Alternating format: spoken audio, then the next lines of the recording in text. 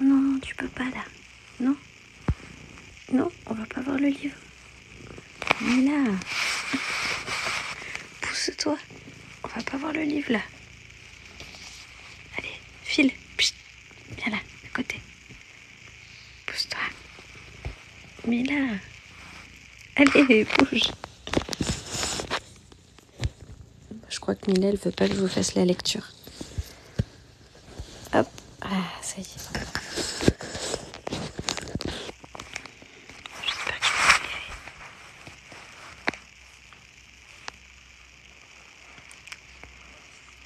Alors, j'ai envie de vous lire Ratatouille. Mince, pourquoi je chuchote? Est-ce que vous m'entendez correctement là?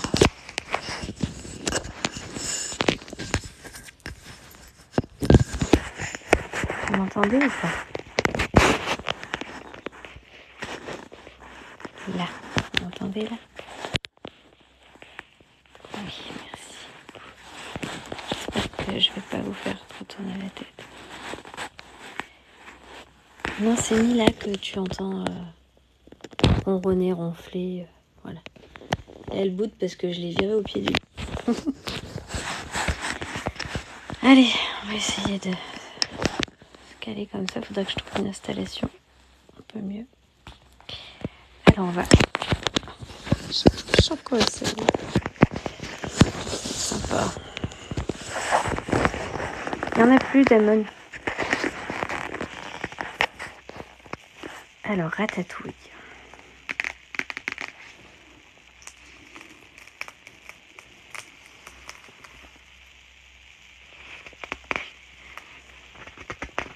Non.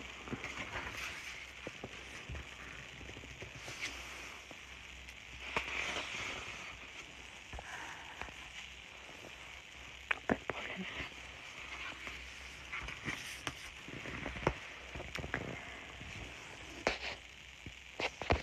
Du safran, du safran. Je farfouille parmi les épices. Il me faut du safran. Cette épice s'accorde parfaitement avec les champignons au fromage que je viens de préparer. Au fait, je m'appelle Rémi et je suis un rat. Un rat qui rêve de devenir chef. Comme le dit souvent Auguste Gusto, le plus grand chef du monde, tout le monde sait cuisiner. Mon histoire a commencé la nuit où je me suis introduit dans un appartement. Normalement, c'est interdit, mais je l'ai déjà fait des milliers de fois. Même si j'habite au grenier avec ma colonie, c'est à la cuisine que l'on trouve de la nourriture, vous comprenez? Par chance, la vieille dame était endormie.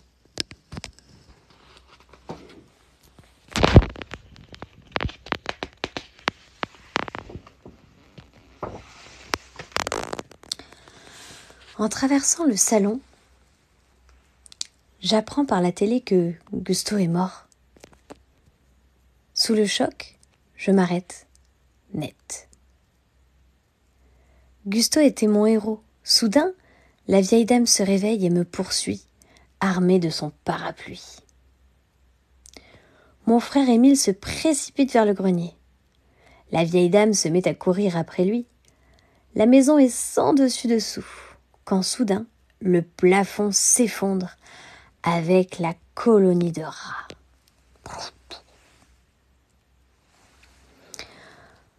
En fuyant la maison, vers les égouts, je m'aperçois que j'ai oublié le livre de recettes de Gusto et je retourne le chercher. Puis, debout sur le livre, j'essaye de rattraper ma famille. Mais le courant m'emporte au loin. Quand je parviens à atteindre le rivage au petit matin, il n'y a plus un rat. Affamée, je feuillette alors le livre de Gusto lorsque, soudain, une chose extraordinaire se produit.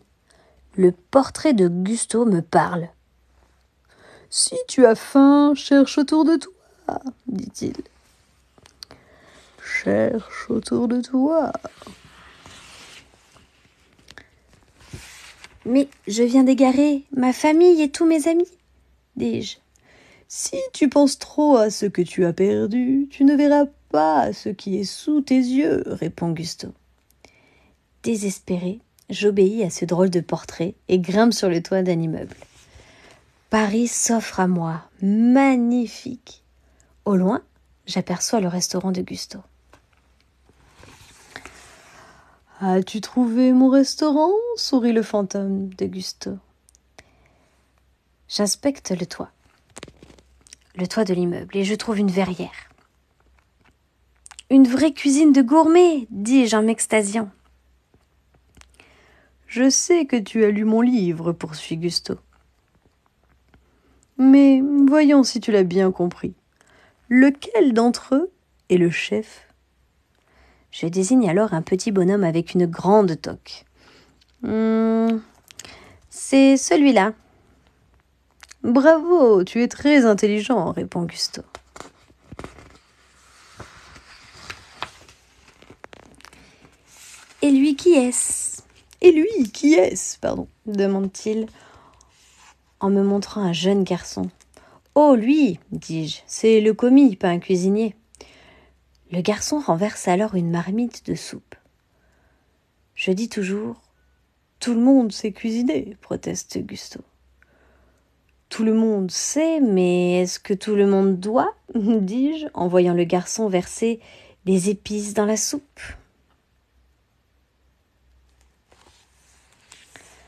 « Stop, il est en train de saboter la soupe !»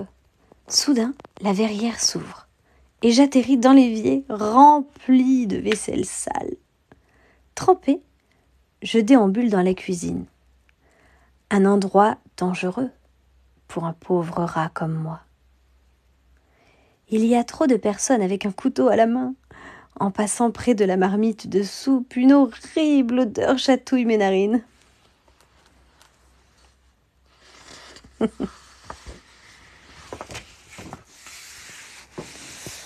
Tu peux arranger ça, chuchote Gusto. Allons, saisis ta chance.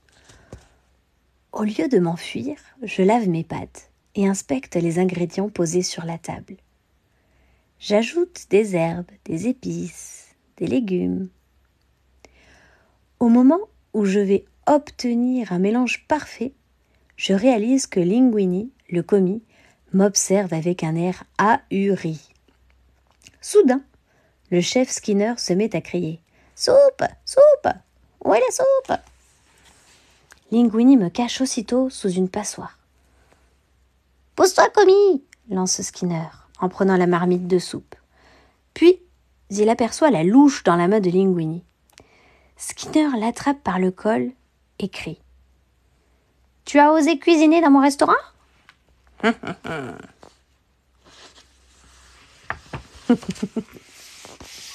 Trop tard. La soupe est déjà servie. Inquiet, Skinner jette un coup d'œil en salle.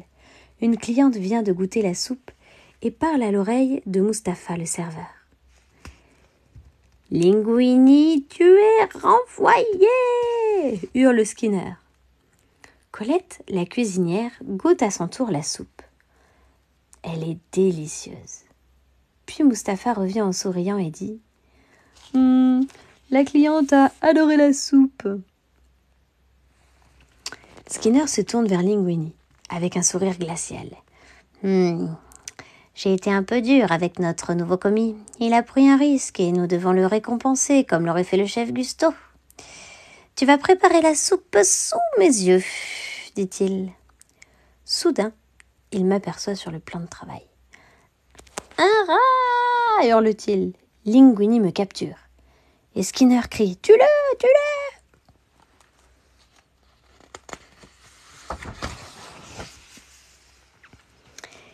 Linguini se dirige vers la Seine. Il veut me jeter à l'eau. Je le regarde horrifié. « Tu n'es pas le seul à avoir des problèmes, dit-il. Ils veulent que je prépare la soupe et je ne sais même pas cuisiner. Mais toi, tu sais. » Je fais oui de la tête. « Et tu pourrais recommencer ?» demande-t-il. J'acquiesce à nouveau et Linguini me relâche. Il pense que l'affaire est conclue. Mais je m'enfuis quand soudain,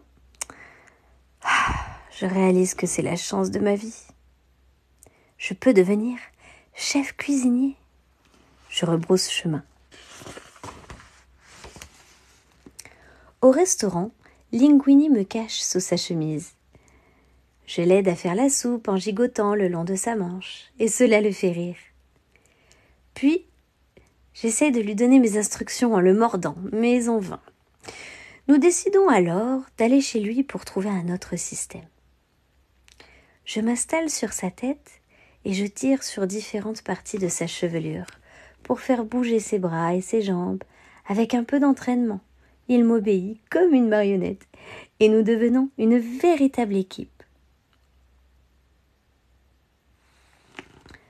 De retour au restaurant, je me cache sous la toque de Linguini et nous préparons la soupe ensemble. « Elle est parfaite, félicitations !» dit Skinner en lui jetant un regard noir. « Tu as pu refaire le plat, mais il faut savoir cuisiner davantage de plats pour rester dans ma cuisine. Colette va t'apprendre nos méthodes de travail. »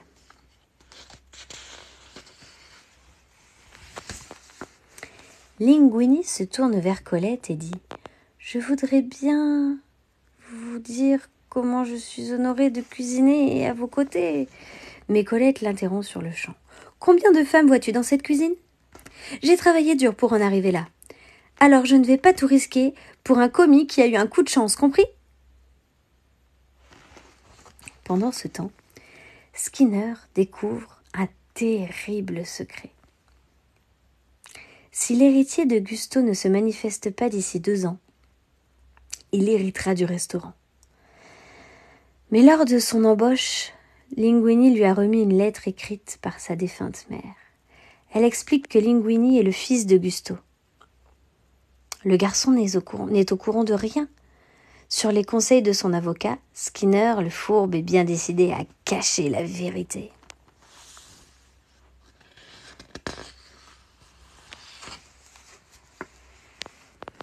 Au bout de quelques jours, Linguini et moi, nous en sortons très bien. Même Colette commence à apprécier le jeune homme et lui apprend les ficelles du métier. Rapidement, je me sens devenir un vrai chef. Puis un soir, des clients demandent à Mustapha de leur proposer une nouveauté. Une nouveauté ? Skinner fronce les sourcils. Ils ont goûté la soupe de Linguini et ils veulent déguster une nouveauté de Linguini ? Bien, dit Skinner. Fais-nous la démonstration de ton talent. Linguini, prépare un riz de veau à la façon Gusto. Colette lit la recette. Du riz de veau, cuit en croûte, de sel, pas très appétissant. Elle haussa les épaules et ajoute « Mais si c'est du Gusto, au travail !»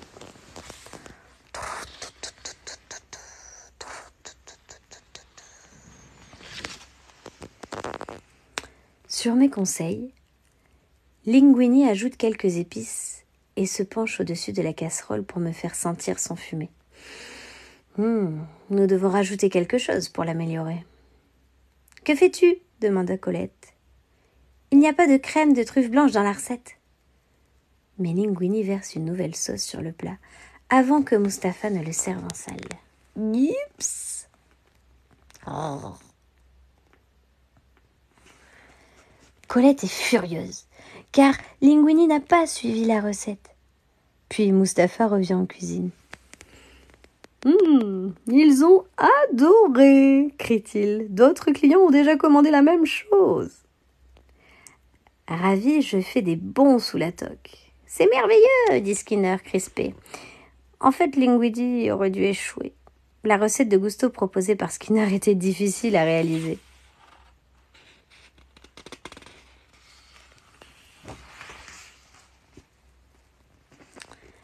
Après le service, les cuisiniers félicitent Linguini. Mais Colette est triste. Elle lui a appris tout ce qu'elle sait et maintenant il l'ignore. Une fois dehors, Linguini me sort de sa toque. « Va te reposer, petit chef, dit-il. Tu as bien travaillé ce soir. » Je déguste le fromage et le bon pain qu'il a gardé pour moi, quand soudain, j'entends un bruit de poubelle. « c'est mon frère Émile. Ça, par exemple, il est à Paris. Je partage mon fromage avec lui. Délicieux cet encas, dit Émile. Et papa, il ne sait pas que tu es toujours en vie. Je vais te conduire à notre nouvelle maison, tu vas l'adorer. Oui, mais... Je balbutie. Est-ce que je veux vraiment reprendre mon ancienne vie? Alors une petite visite n'engage en rien.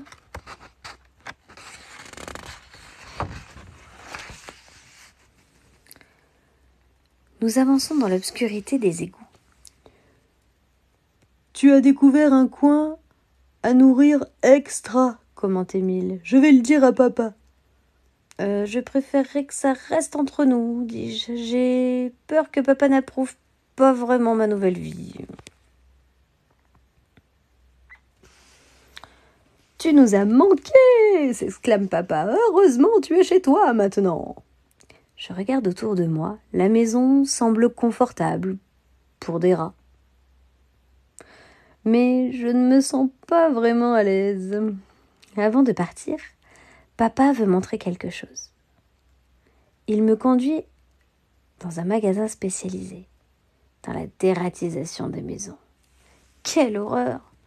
Mais je reste convaincue que les rats et les humains peuvent vivre ensemble, et je veux continuer à cuisiner. Je décide alors de retourner au restaurant.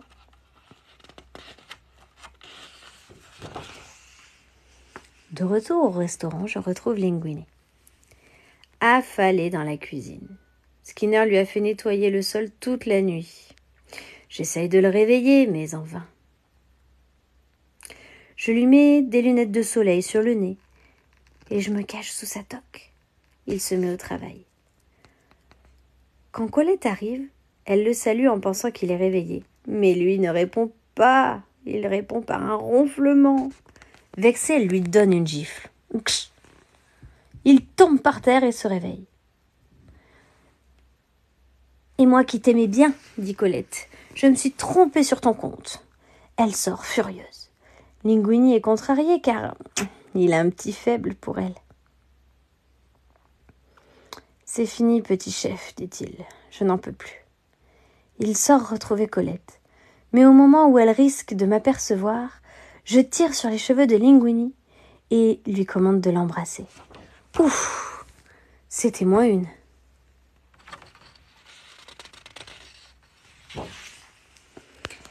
Émue, Colette sourit à Linguini. À cet instant, il s'intéresse beaucoup plus à Colette qu'à sa cuisine. Les deux tourtereaux sautent sur le scooter de Colette qui démarre en trombe. La toque s'envole et je tombe dans la rue. Aïe! Je ne sais pas quoi faire. Je décide alors de rentrer au restaurant où je retrouve Émile, qui m'attend avec des amis. Ils sont venus pour la nourriture. Je m'introduis dans le bureau de Skinner à la recherche des clés du garde-manger. En fouillant dans un tiroir, je tombe sur un dossier intitulé « Testament de Gusto ». Piqué de curiosité, je le feuillette. Et je trouve la lettre qui dit que Linguini est le fils de Gusto. Skinner veut lui voler le restaurant. Soudain, il apparaît. J'attrape les papiers et je réussis à m'enfuir. Plus tard, dans la soirée, je remettrai la lettre à Linguini.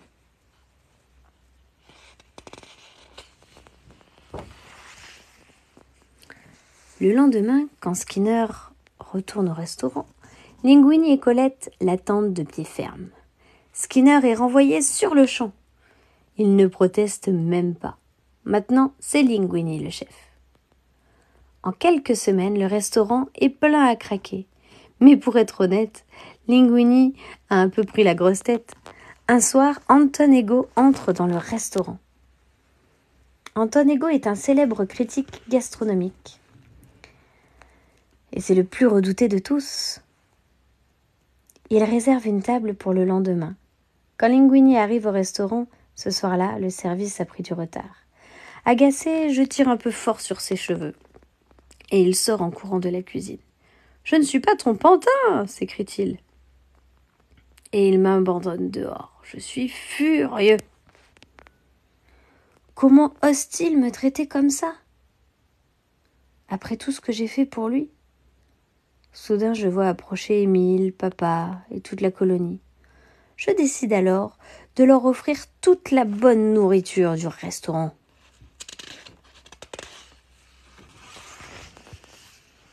Linguini est furieux lorsqu'il découvre la colonie de rats. « Sors !» crie-t-il, « toi et tous tes amis les rats !» Je me sens gênée car je réalise qu'il a de gros ennuis. Il ne sait pas du tout gérer une cuisine. Le lendemain, je retourne au restaurant. Je sais que Linguini a besoin de moi car Anton Ego vient tester son restaurant. Colette est la première à m'apercevoir. « Un rat !» hurle-t-elle. Tous les cuisiniers foncent sur moi. « Ne le touchez pas !» s'écrie Linguini. Les cuisiniers s'arrêtent et le regardent étonnés. « Je sais que c'est incroyable, soupire-t-il. Mais en vérité, je n'ai aucun talent. En revanche, ce rat sait cuisiner. C'est même un excellent chef. Alors, est-ce que vous restez à mes côtés ?» Dégoûtés, les cuisiniers quittent la cuisine. Même Colette.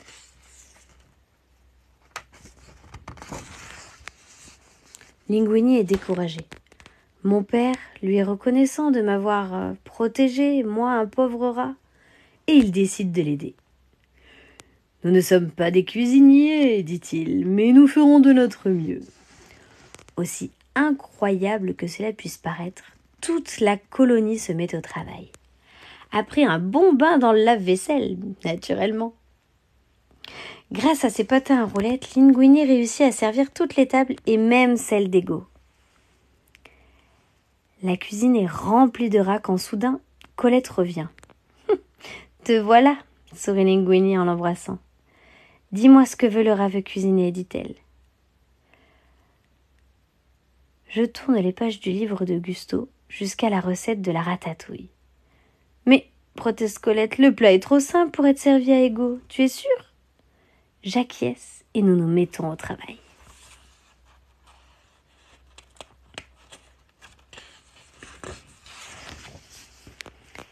Ego adore la ratatouille.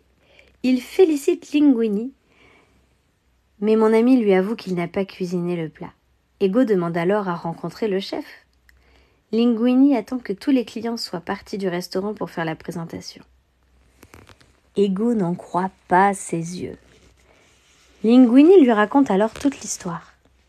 En écoutant l'histoire de Linguini, le sourire d'Ego disparaît de son visage. Puis il se lève et dit « Merci pour le dîner ». Et il part sans un mot. Nous sommes très inquiets. Mais le lendemain, la critique d'Ego est excellente. Il me gratifie d'un talent inattendu et m'accorde le titre de meilleur chef de France. C'est le plus beau jour de ma vie.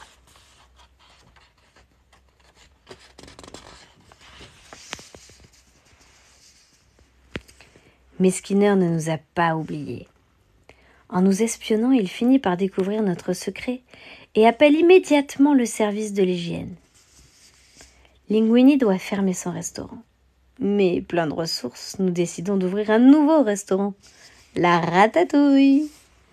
Linguini est maître d'hôtel pendant que je cuisine avec Colette. Ma famille et moi avons notre cabinet privé au-dessus du restaurant. Quant à Ego, c'est un fidèle client de notre principal et c'est notre principal actionnaire. Tout le monde sait cuisiner, même un rat peut devenir un grand chef.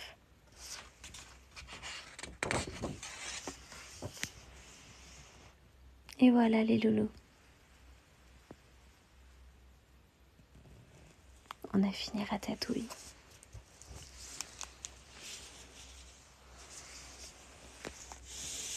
Bon, j'espère que ça vous a plu.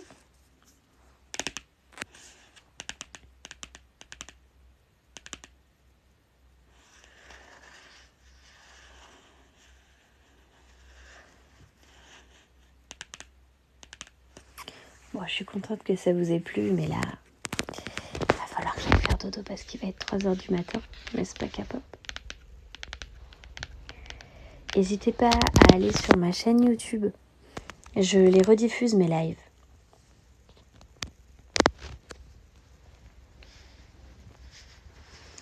Voilà, je rediffuse les lives ASMR que je fais.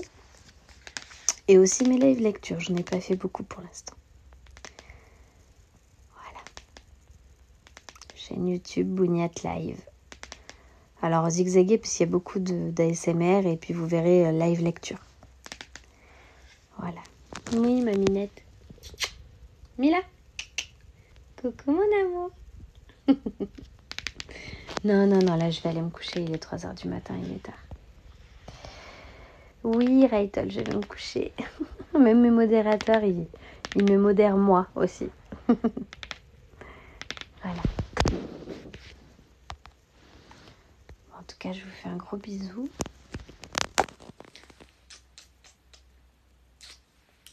Bonne nuit tout le monde.